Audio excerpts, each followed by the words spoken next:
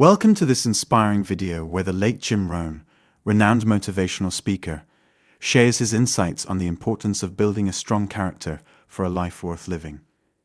In this video, Rohn draws upon his years of experience and wisdom to discuss how character is the foundation for success and fulfillment in life.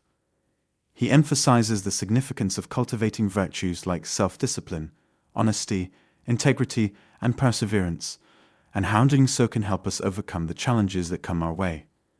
With his unique perspective and powerful words, Rohn provides valuable insights and practical guidance that can help us lead a more purposeful and meaningful life. Get ready to be inspired by the wisdom of one of the most influential speakers of our time. I believe that success comes with character, and that success builds character. I don't believe, as apparently some people still do, that suffering and defeat are necessary for developing the soul. I know they're not good for the body or the mind. Failure doesn't make you feel better, either mentally or physically. Of course, it's an inevitable part of life, and you do yourself a favor by taking the opportunity to learn from your failures. But I think there's no point in continuing to bang your head against the wall once you realize it hurts. I don't mean to sound hard-hearted about this, but I believe that if you reach a certain age, and if you really haven't achieved very much in your own terms, I don't think you can ascribe this to bad luck or a difficult childhood or any other external factor. I personally feel that your strength of character does come into question at that point. And let me make it clear that your definition of success may be different from the next person. I'm not implying that you need to have a fat bank account or a Rolls Royce to be successful. But if having those things is integral to your definition of success, then that's what you should be aiming for. Let me illustrate what I mean by describing the philosophy of a very successful and interesting man named Steve. Although he was still in his mid-40s, he had already founded a very profitable advertising firm in the Midwest and had sold it to one of the country's largest agencies for roughly 3 times his company's annual gross. So he had become a very wealthy man, and he had plenty of years left to enjoy it. During a discussion with some friends of his, the topic turned to the career problems of a mutual acquaintance, a man of obvious intelligence who had an MBA from one of the most prestigious universities in the country. His high level of ambition had led him to strike out on his own as soon as he got his business degree. But now 15 years had passed, and his consulting firm was still hard-pressed to pay the rent on his office. Oddly, he still continued to impress everyone who met him as an extremely sharp all-around businessman. He read the Wall Street Journal every day. He knew the names of all the CEOs of the major corporations. Talk to him for 5 minutes and you would think he was a real player in the business world, but he had never made any money. Steve's friends were confused by the whole idea of a good businessman who's never had success in making money. They felt it was like saying someone is a great baseball player, but he strikes out all the time and makes a lot of errors. Steve thought about this for a minute and then offered his perspective. In the business arena, I believe achievement is a prerequisite for calling someone successful. You can't be a good businessman and never make any money. A good tree bears fruit. If it doesn't, it's not a good tree. I think Steve's analysis is right on the mark for a certain segment of the business arena. In certain professions, one of the highest goals you can achieve is to generate income for the company and thereby fatten your own bank account. In those businesses, success is measured by money, plain and simple. So if you're in that type of profession and you haven't made money, you probably should take some steps to strengthen your character. In other words, character isn't an abstraction that exists somewhere up in the sky divorced from the real world. There may be other things you should do also, but you should certainly do some soul searching and some character development. But let's broaden the scope of the discussion a bit and look beyond business success. where the measurement of achievement can be defined simply in terms of dollars and cents. I've already said that in my opinion you need a strong character to make money, and that if you haven't made money, your character very likely needs work. But I also want to stress my belief that it takes character to achieve success in any form, whether it's in the business world or anywhere else. There are some people who just aren't interested in making a lot of money. I'm not one of them, but I can see their point of view. For these people, achievement is measured in terms that aren't so easily quantified. According to Aristotle, 52 is the age at which a man's philosophy is fully formed. But it's okay to run a little behind schedule as long as you recognize it and do something about it. And you don't need volumes of books or the library in order to create a personal philosophy that will help you to achieve your goals. You can do that anywhere. You can do it right here. In fact, we could all do ourselves a favor by developing the philosophy of an ant. There are at least two reasons why ants are unique and important. For one thing, an ant always knows where it wants to go, and it keeps trying to find a way of getting there, no matter what. If you put a pebble in front of an ant, the first thing it does is try to find a way around the pebble. It tries to go one way. If it can't get around there, it tries to go the other way. And if it still can't get around, then it tries to climb over the pebble.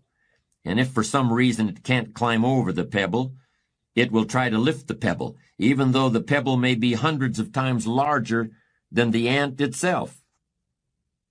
And if it finds it can't lift the pebble, it will look for other ants to help. And if all the ants working together can't lift the pebble, they will finally start digging a tunnel underneath it. And even if that doesn't work, they will literally start trying to gnaw their way through the pebble. How long will they keep trying? They'll keep trying until they die, because the one thing they will never do is quit. That's the ant's philosophy of achievement, and we might all want to incorporate it into our view of the world. The other reason ants are important is because of what they do in the summer. During the summer, the ants plan for the winter. They don't have any credit cards. They don't use the present moment to create debts and liabilities for themselves in the future. They use the present moment to create assets for themselves. Do you remember the fable about the ant and the grasshopper? The grasshopper laughed at the ant for working so hard all summer. The grasshopper just enjoyed himself, leaping around in the high grass without a care in the world. And when the winter came, he starved to death, while the ant had plenty to eat. Remember, we've all been grasshoppers at some point in our lives. Just make sure you're not one now.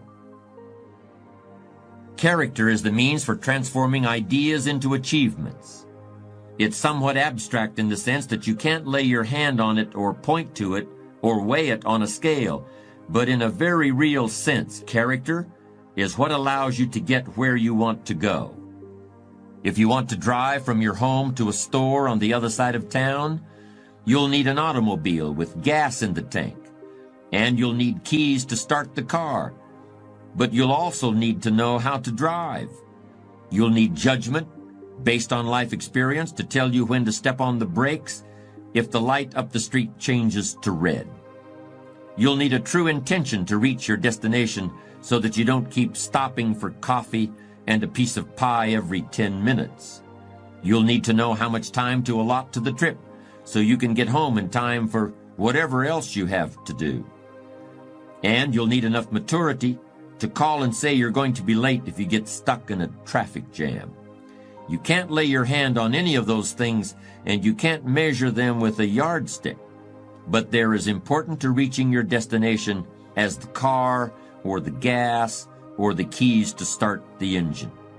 They are analogs of character. Let's continue this comparison for another moment or two. There are all sorts of ways to keep track of the condition of a motor vehicle.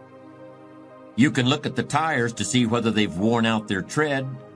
You can look at the odometer to see how long it's been since you've changed oil.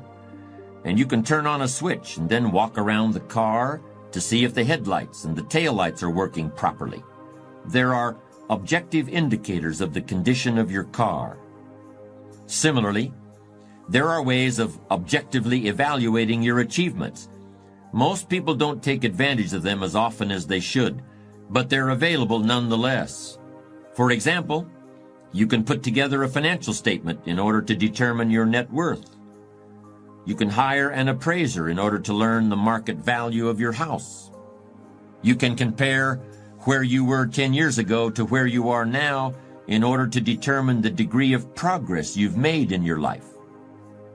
As I've tried to explain, achievement depends on character in the same way that a successful drive to the grocery store depends on knowing when to apply the brakes and when to step on the gas. But how can you know if your character is in good enough shape to get you where you want to go? To continue the metaphor we've been using, there are ways of discovering whether you still know how to drive without having an accident. I believe there are ways of evaluating the strength of your character that are almost as clear as the depth of tread on a tire or the amount of gasoline in the tank of an automobile. In order to use these techniques for character evaluation, all you need is a commitment to be ruthlessly honest with yourself. At first, that kind of ruthless honesty may include a little bit of pain, but once you accept the fact that character is basic to achievement, you'll gladly pay the price. Just as the gas gauge of a car indicates full and empty, with several demarcations in between, you can learn whether your character has enough fuel to get you to your life's destination. You can learn to tell whether you're on full or empty or somewhere in between. But while a car runs on only one fuel that is indicated by a single gauge, character, in my opinion, can be evaluated by 4 different imaginary gauges. Here's the first one. On the right-hand side of the gauge, corresponding to the letter F for full on a gas gauge, I want you to imagine the letter R, which stands for refusal. And on the left side of that gauge, I want you to imagine the letter C, which stands for complacency. If your character is good and strong, there are certain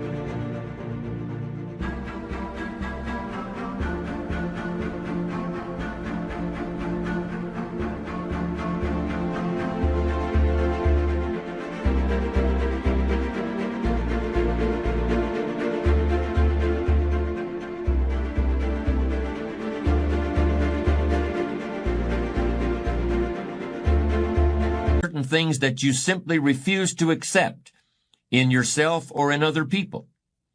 In your work, you refuse to accept anything less than your best effort. That doesn't mean that things will always work out exactly as you hoped and intended, but that's not the point. There will always be variables you can't control, but your effort level should always be maxed out regardless. With your family, your commitment should be just as strong.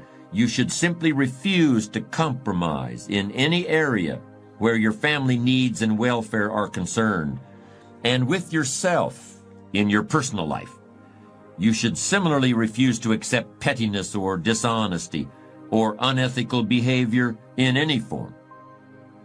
That's the right-hand side of the first character evaluation gauge. On the left hand is the letter C, which stands for complacency. But it also could be the letters LIS, standing for let it slide, or even WTDA for what's the difference anyway. Ask yourself where you stand on that scale. Do you have enough good, strong refusal to achieve what you want to achieve? If not, it's time to make a pit stop right now. The second character rating gauge has the letter D on the right, and on the left is the letter M. The D stands for decision, and the M stands for maybe. Ask yourself, are you a person who comes to a fork in the road and turns right or left? Or do you stop the car, scratch your chin, and say, well, maybe I'll go this way, and then again, maybe I'll go that way?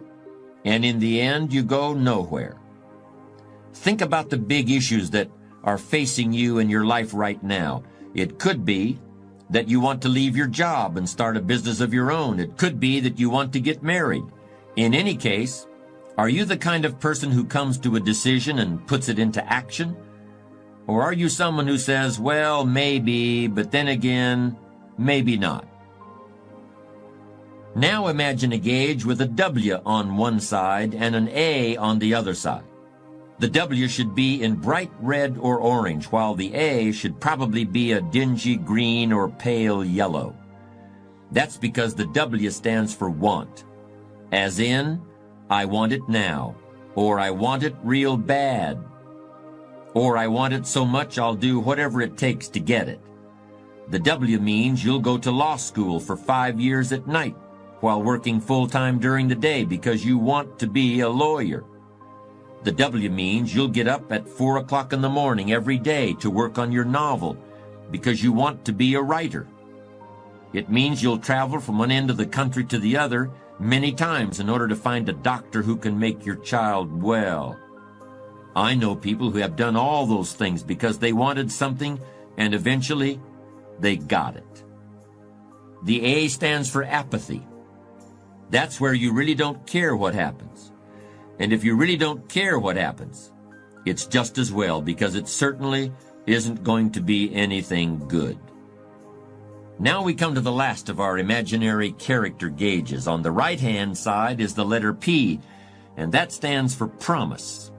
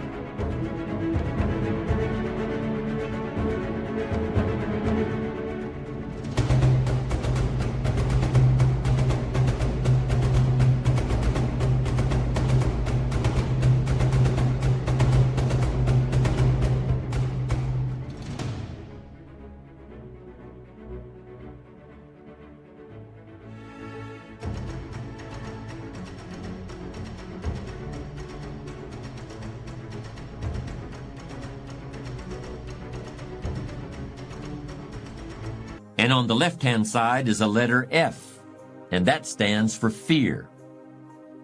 If you are a person of strong character, you will promise yourself that you will achieve your goals or what?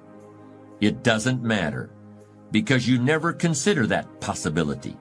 You have made a promise, and you're going to keep it. When you set out to drive to the grocery store, you don't stop at the doorway and think, what will I do if I don't make it? You simply intend to get to the grocery store. You know you're going to get there. You will get there. It's simply assumed. Fear is simply the inability to make a promise to yourself. It kicks in when you start thinking about all the bad things that can happen to you on the way to your destination. And before long you're thinking, wouldn't it be easier just to stay home? Isn't it safer to just stay in bed? Isn't it better to pull the covers up over my head? In this discussion, we've been using the metaphor of going across town in a car. Let me conclude by referring to another little excursion, and it's one that I know for a fact you have already taken. When you were learning how to walk, you made a silent promise to yourself that you were going to do it. It may have been scary at times. You surely stumbled again and again. Tears surely fell from your eyes, but no matter.